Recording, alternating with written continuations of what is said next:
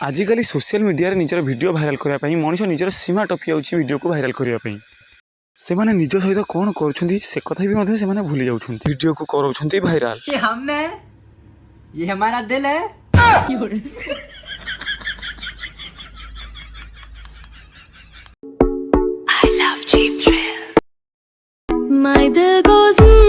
ये है video viral एक माध्यम।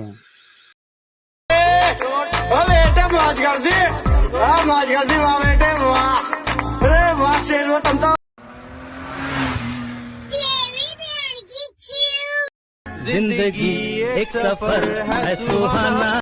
आपन देखि पारुथिबे कि वीडियो रे गोटे झीटी केमती निजर वीडियो को भाइराल करने कौन कर पारिला। आजिकल पुआ हो कि झील सोशल मीडिया निज वीडियो को भाइराल करने से पदक्षेप नहीं था कि जहाँ द्वारा जीवन नष्ट हो जाए। ये हम है, ये हमारा दिल है।